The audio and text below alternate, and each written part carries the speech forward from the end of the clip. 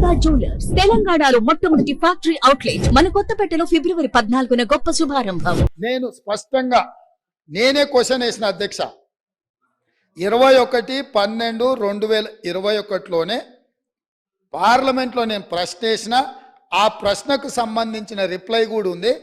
తారక రామారావు గారికి ఇది పంపుతా, ఎందుకంటే వారికి ఏమైనా అనుమానాలు ఏమైనా ఉన్నాయో నా ప్రశ్నకి ఇచ్చిన జవాబు డీటెయిల్గా ఇక్కడ ఉన్నది. వీటన్నిటిని పరిగణలోకి తీసుకొనే ఈరోజు మా ప్రభుత్వం ఒక మంచి ప్రయత్నం చేస్తుంది. ఎక్కడో ఒక దగ్గర దీనికి పునాది పడాలి. ఆనాడు రాజ్యాంగం రాసుకున్నప్పుడే కాంగ్రెస్ పార్టీ ఎస్సీ ఎస్టీలకు రాజ్యాంగపరమైన రక్షణ కల్పించి రిజర్వేషన్లు ఇచ్చిండ్రు. కాబట్టే ఈరోజు 19 మంది ఎస్సీలు 12 మంది ఎస్టీలు సభ్యులై చట్టసభలకు వచ్చింది. 5 మంది 3 ఎంపీలు 3 ఎస్సీలు 2 ఎస్టీలు ఎంపీలై ఈ రాష్ట్రం నుంచి పార్లమెంట్లోకి వెళ్తున్నారు. ఇవన్నీ కూడా కాంగ్రెస్ పార్టీ ప్రజల యొక్క అవసరాలను అన్నిటినీ దృష్టిలో పెట్టుకొని వాళ్ళు అడగకంటే ముందే వాళ్ళ అవసరాలు తీర్చాలన్న ఆలోచన మాకుంది. రాజేందర్ సచార్ కమిటీ వేయడం ద్వారా మైనారిటీ వర్గాలకు ఏ విధంగా మేము మద్దతు ఇవ్వాలనో ఆ విధంగా మద్దతు ఇవ్వడమే కాకుండా కాంగ్రెస్ పార్టీ అధికారంలో ఉన్నప్పుడు మైనారిటీలకు 4% రిజర్వేషన్ ఇచ్చి విద్యా ఉపాధి అవకాశాలలో వాళ్ళని ఆదుకోవడానికి ఉద్యోగ అవకాశాలలో మైనారిటీలకు 4% రిజర్వేషన్లు ఇచ్చిన చరిత్ర మాది.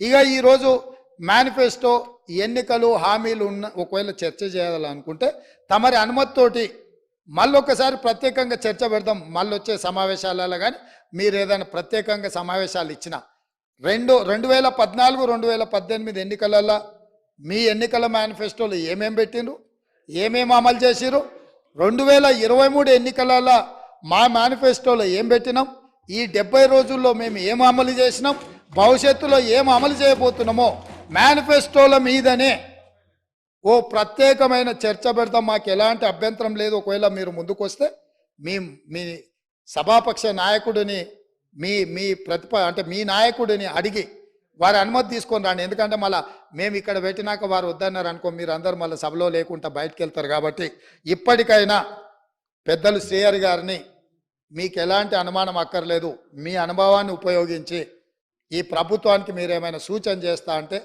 మిత్రుడు గంగుల కమలాకర్ గారు కూడా మొన్నటి వరకు మంత్రిగా ఉన్నారు. వారి అనుమానాలతో పాటు అనుమానాలను అడగడాన్ని మేము అభ్యంతరం పెడతలేము. మీ అనుభవంతో పాటు ఈ ప్రభుత్వానికి సూచన చేయండి. నా వైపు నుంచి సభాపక్ష నాయకుడిగా మా చిత్తశుద్ధిని మీరు ఎలాంటి శంకించాల్సిన అవసరం లేదు. స్వయంగా మేము ప్రభుత్వం ఏర్పడ్డ ఎంబడే మంత్రివర్గంలో మేము తీర్మానం చేసినాం నెల తిరగకంటే ముందే. ఈరోజు సభలో కూడా మేము ప్రవేశపెట్టినాం, మీరు అడగలే, మేమే ముందుకు వచ్చినాం. అంటే ఇక్కడ ఈ మంత్రివర్గ తీర్మానం కానీ సభలో ప్రవేశపెట్టిన తీర్మానం కానీ ఇవన్నీ స్వయంగా మేము ముందుకు వచ్చి చేస్తున్నాము. భవిష్యత్తులో కూడా ఈ మొత్తం సమాచార సేకరణ తర్వాత అది లోకల్ బాడీ రిజర్వేషన్ కావచ్చు, చట్టసభలలో మన జరిగిన ఉమెన్ రిజర్వేషన్లో కూడా ఉపకులాల యొక్క రిజర్వేషన్లు ఏ విధంగా ఉండాలనో కూడా మా పార్టీ పార్లమెంట్లో కూడా ఆ విషయంలో మాట్లాడిన సంగతి మీకు తెలుసు. ఈరోజు ఇక్కడ మేం చెప్తున్నది విస్పష్టంగా ఈ తీర్మానము ప్రధానంగా బలహీన వర్గాలను బలోపేతం చేయడమే మా ఉద్దేశము. పాలితులుగా ఉన్న ఈ బలహీన వర్గాలను పాలకులుగా తయారు చేయడమే మా ముఖ్య ఉద్దేశము. వాళ్ళు ఎంతున్నారో వాళ్ళకంత నిధులు కేటాయించి వాళ్ళ ఆర్థిక ప్రయోజనాలను వాళ్ళని ఆర్థికంగా కూడా నిలబెట్టాలనేదే మా ప్రభుత్వం యొక్క ఉద్దేశము. కాబట్టి ఇంత మంచి తీర్మానం తీసుకొచ్చినప్పుడైనా మీరు ముందుకొచ్చి ఈ తీర్మానాన్ని స్వాగతం పలికి దీన్ని ముందుకు తీసుకెళ్లాల్సిందిగా ఏమైనా సూచనలు ఉంటే కూడా చేయండి. 1, 2, 3 ఇవి మా సూచనలు.